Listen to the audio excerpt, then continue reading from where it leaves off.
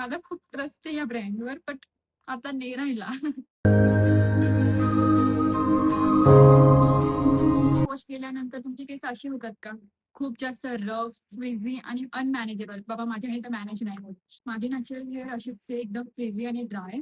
प्रत्येक वॉशनंतर हेअर खूप ड्राय आणि फ्रिझी होतात आणि प्रत्येक वेळेस स्ट्रेटनिंग करणे पॉसिबल नाहीये, कारण की केसांना रोज-रोज नीट केल्यामुळे केस डॅमेज होतात.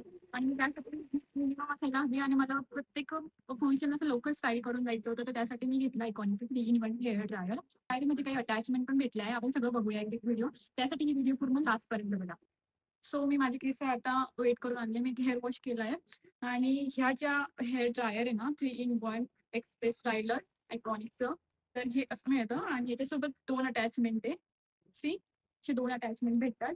त्याच्याने आपण आय थिंक हेअर ड्राय करू शकतो आणि त्याच्याने आपण याला कोमिंग करू शकतो. एकदम इव्हनली कोमिंग करू शकतो आणि या आपण याला यूज करून बघू. मी हे घेण्याआधी ना खूप सारी रिसर्च केली होती, कारण की मला अ, असं पाहिजे होतं की त्याच्याने हीट खूप कमी येऊन होईल माझ्या केसांना आणि त्याचे खूप सारे ट्रेंडिंगला व्हिडिओज चालू होते, की असं 3 in 1 ड्रायरने खूप लोकं असे स्टाईल करतात केसांना. तर मी विचार केला की मी Iconicचं घ्यावं. कारण की माझ्याजवळ मोस्ट ऑफ द हेअर जे टूल्स आहे सगळे Iconicचे आहे आणि खरंच Iconicची ब्रँड खूप छान आहे. प्लस हेअर टूल्स खरंच खूप छान आहे.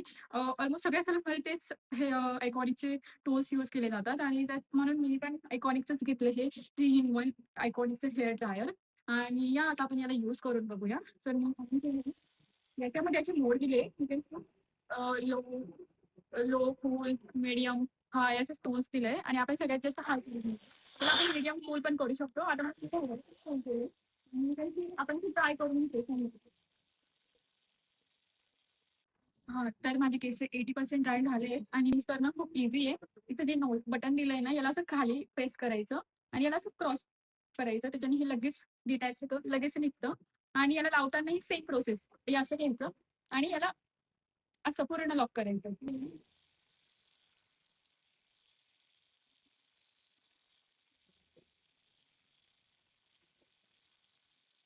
मी आता एका साइडचं करून घेतलंय. केलंय आणि एक विदाऊट स्टाईल केसांना ड्राईंग करायची आहे.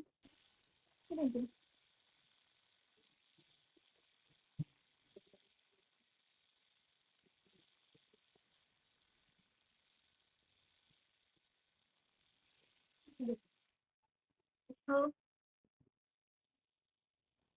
see, this to this.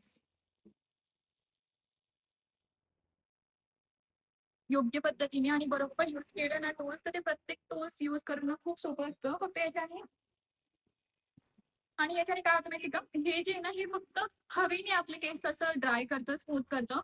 Straightener असतं ना, ते फक्त एकदम फ्लॅट स्ट्रेट देतं आणि याच्याने बाउन्सही खूप छान येतो. यू कॅन सी मला बाउन्स किती छान आला माझ्या केसांना.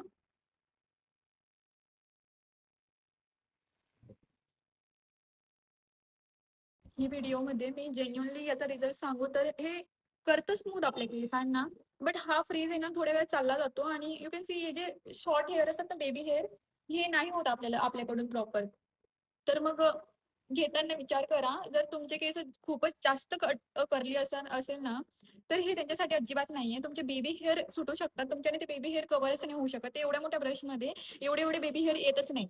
तर मग तुम्ही घेताना विचार करा, जर तुमचे केस वेव्ही असेल किंवा नॉर्मली स्ट्रेट असतील ना, तर तुम्ही हे घेऊ शकता. तुमच्यासाठी हे परफेक्ट आहे. बट जे नाही, ज्यांचे केस खूप जास्त कर्ली आहे, ते नाही घेऊ शकत. कारण की त्यांचे एवढ्या मोठ्या ब्रशमध्ये हे असे असले बेबी हेअर कर्ल्स असतात ना, ते येत नाही आत. आणि तुम्हीच बघू शकता ते बघा.